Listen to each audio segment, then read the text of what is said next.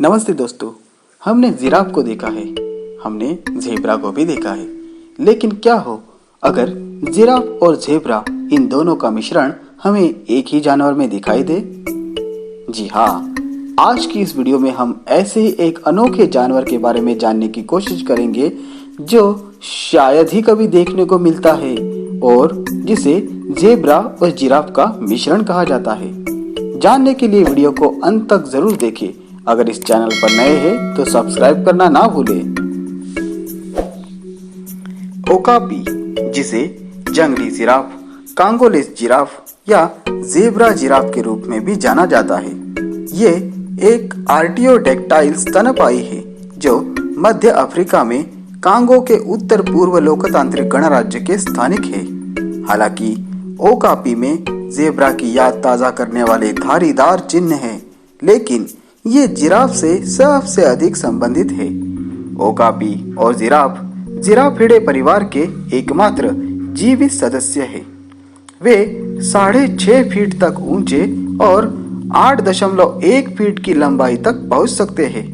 इनका वजन 200 से 350 किलोग्राम तक होता है। इनकी लंबी गर्दन और बड़े लचीले कान होते हैं, जिनकी त्वचा लाल भूरे रंग की चॉकलेटी होती है।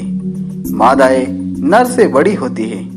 केवल नर ओकापी के सींग होते हैं, जिन्हें ओसिकोन कहा जाता है, और इन सींग की लंबाई लगभग 15 सेंटीमीटर यानी 5.9 इंच से कम होती है और ये सींग त्वचा से ढके होते हैं। वर्षावन में घनी वनस्पतियों के साथ उलझने से रोकने के लिए नर के सींग छोटे होते हैं, जबकि मादाओं के सिर पर सींग की बजाय उभार होते हैं। ओकापीज कुछ घंटों के लिए अंधेरे में सक्रिय हो सकते हैं। वे अनिवार्य रूप से अकेले रहते हैं और केवल प्रजनन करने के लिए एक साथ आते हैं। ओकापी शाकाहारी जीव है। वे वनस्पति की 100 से अधिक प्रजातियों की पत्तियां, अंकुर और कलियों को खाते हैं तथा घास, फर्न, फल और कवक यानी फंगस भी खाते हैं। इनकी गर्भकालीन अवधि लगभग 450 दिन की लंबी होती है, जिसके बाद आमतौर पर एक बछड़ा पैदा होता है। बछड़े को छुपा कर रखा जाता है और वह 3 महीने से ठोस भोजन लेना शुरू कर देते हैं। उसके साथ ही 6 महीने में ही उसका दूध छुड़ाना शुरू हो जाता है।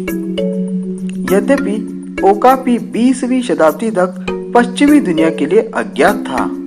1987 में कांगो की खोज के अपने यात्रा वृत्तांत में स्टैनली ने एक प्रकार के गधे का उल्लेख किया था, जिसे मूल निवासी अटारी कहते थे, जिसके बाद विद्वानों ने पहचाना उसे ओकापी के रूप में। खोजकर्ताओं ने धारीदार पीठ का एक क्षणभंगुर दृश्य देखा होगा, क्योंकि ये जानवर झाड़ियों से भाग गया था, जिससे ये अनुमान लगाया गया कि ओकापी किसी प्रकार का वर्षावन ज़ेब्रा था।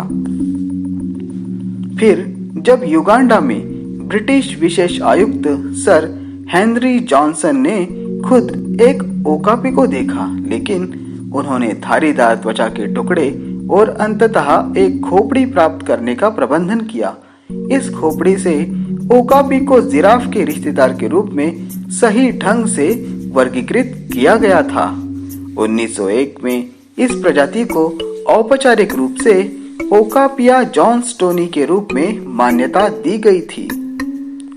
नर ओकापी अपने क्षेत्र की सुरक्षा करते हैं, लेकिन मादाओं को चारागाह से गुजरने की अनुमति देते हैं। नर प्रजनन के समय मादा की गृह श्रृंखला में जाते हैं। हालांकि आमतौर पर शांत ओकापी आक्रामकता दिखाने के लिए अपने सिर से मार सकते हैं। ओकापी का मुख्य प्राकृतिक शिकारी है तेंदुआ। ओकापी के रडार डिश जैसे कान स्वतंत्र रूप से आगे पीछे हो सकते यानी विरुद्ध दिशा में घूम सकते हैं, जिससे उन्हें एक ही समय में आगे और पीछे की आवाज पर ध्यान केंद्रित करने में मदद मिलती है और उन्हें पहले से ही खतरे का पता चल जाता है। तो हमारी प्रकृति के ऐसे अद्भुत जानवर के बारे में कुछ विशेष अद्भुत बातें हैं जिन्हें हम अभी जानेंगे। ओकापी की पहली जंगली तस्वीर 2008 में ZSL कैमरा ट्रैप द्वारा ली गई थी। ओकापी की उपस्थिति की पुष्टि उसी स्थान पर की गई थी जहां प्रजातियों का पहली बार वर्णन किया गया था, ZSL द्वारा 113 साल पहले। ओकापी 59 किलोमीटर प्रति घंटे की रफ्तार से दौड़ सकते हैं। ये प्रतिदिन केवल 5 मिनट सोता है। आश्चर्य की बात है कि ये सिर्फ 5 मिनट सोता है। इसमें लगभग 10 धीमी तरंग नींद के चरण होते हैं, लेकिन वे कभी भी 30 सेकंड से अधिक की झपकी नहीं लेते हैं। हालांकि ओकापी को झपकी लेना पसंद है और वह अपने विश्राम स्थल पर प्रति रात 6 घंटे तक बिताता है। ओकापी के पैरों पर धार उत्कृष्ट छलावरण प्रदान करती है। ओकापी घने वर्षावनों में रहते हैं, जहां वे छाया और फिल्टर्ड धूप के साथ अनजाने में अच्छी तरह से मिश्रित होते हैं, छलावरण की तरह, जिसकी बदौलत उन्हें देखना मुश्किल हो जाता है। जंगली ओकापी केवल कांगो लोकतांत्रिक गणराज्य के मध्य, उत्तरी और पूर्वी क्षेत्रों में मौजूद है। युगांडा में कभी ओकापी थे, लेकिन अब वे वहां से विलुप्त हो चुके हैं। समुद्र तल से लगभग 1500 से 5000 फीट के बीच ओकापी उच्च और बंद छतरियों वाले जंगलों तक सीमित है। एक ओकापी के शरीर का बड़ा हिस्सा गहरे बैंगनी या लाल भूरे रंग के फर से ढका होता है, जो घना होता है और मखमल जैसा लगता है। ओकापी उनकी त्वचा से तेल का उत्पादन करता है, जो उनके फर को जलरोधक बनाने में मदद करता है, जो वर्षावन में रहने के लिए एक लाभकारी प्रतिरक्षात्मक तंत्र साबित होता है। ओकापी हर दिन 40 से 65 पाउंड तक खाना खा सकते हैं। वे अपने मूल वर्षावनों की पारिस्थितिकी में एक महत्वपूर्ण भूमिका निभाते हैं, क्योंकि वे अंडर स्टोरी में विभिन्न प्रकार के पौधों को खा जाते हैं। ये कार्य उनकी प्रीहेंसाइल जुबान द्वारा आसान बना दिया जाता है। ओकापी की जीभ यानी जुबान लगभग 18 इंच तक लंबी हो सकती है, जिससे ये शाखाओं के चारों ओर लपेटने और पत्ते को छीनने की अनुमति देता है। जिराफ की तरह ओकापी की जीभ का रंग काला या गहरा नीला होता है और उसकी जीभ इतनी लंबी है, वास्तव में वह उससे अपनी पलकें धोने, अपने कानों को साफ करने और यहाँ तक कि खुद की गर्दन से दूर कीड़ों को दूर करने के लिए भी अपनी जीभ का इस्तेमाल करते हैं। ओकापी मानव श्रवण की सीमा, मतलब इंसान के सुनने की सीमा से भी कम धीमी आवाज उत्सर्जित करते हैं, निकालते हैं।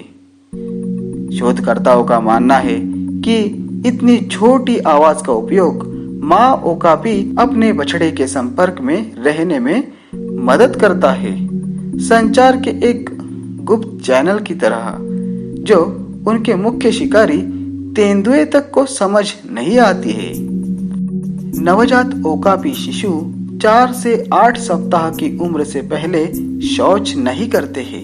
ये छोटे और कमजोर होते हुए भी अपने शिकारी की गंध की तेज भावना से उन्हें पहचानने में मदद करते हैं। ओकापी ज्यादातर दोपहर और शाम के समय सक्रिय रहता है। भोजन की तलाश में ये अक्सर प्रतिदिन 0.5 से 2.5 मील की यात्रा करता है। ओकापी के कान बड़े होते हैं और उनमें सुनने की अद्भुत क्षमता होती है, जिसका उपयोग वे संभावित खतरे का पता लगाने के लिए करते हैं। उसके साथ साथ ओकापी में गंध की यानी सूंघने की भी अद्भुत शक्ति होती है। गर्भावस्था 14 से 16 महीने तक चलती है और ये एक बछड़े के जन्म के साथ समाप्त होती है। युवा ओकापी एक वयस्क जानवर की तरह दिखता है, सिवाय इसके कि उसकी रीढ़ के साथ बालों का एक किनारा होता है। ये 1 साल की उम्र में गायब हो जाता है। ओकापीज के जनसंख्या अनुमान में 10 से 30,000 ओकापीज ही बचे हैं। उनके सामने आने वाले खतरों को देखते हुए उन्हें IUCN यानी international union for conservation of nature द्वारा संकटग्रस्त की सूची में डाला गया है। बुश मीट, त्वचा और अवैध खनन के व्यापक शिकार से ओकापी आज खतरे की श्रेणी में है और ओकापी की आबादी में गिरावट आई है। इसलिए ओकापी संरक्षण परियोजना की स्थापना 1987 में ओकापी आबादी की रक्षा के लिए की गई थी। IUCN ने ओकापी को लुप्तप्राय के रूप में वर्गीकृत किया है। यह कांगो के कानून के तहत पूरी तरह से सुरक्षित है। हालांकि कई खतरों के कारण ओकापीज की संख्या में लगातार गिरावट आती है।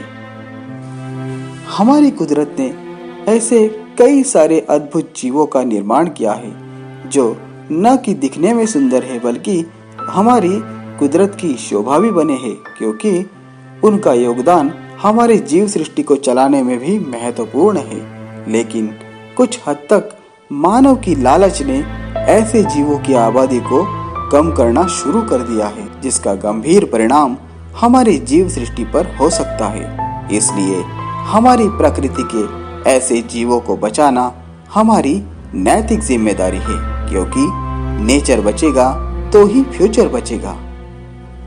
आशा करता हूँ आपको ये वीडियो पसंद आई होगी, तो उसे ज़्यादा से ज़्यादा लाइक और शेयर करना ना भूलें।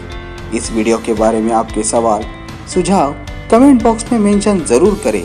साथ ही स्क्रीन पर दिख रहे इस गोले पर क्लिक कीजिए और सब्सक्राइब कीजिए ताकि आपको मेरे नए वीडियोस के अलर्ट मिलते रहे।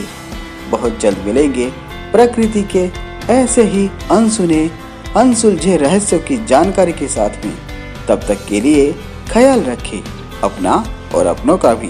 धन्यवाद।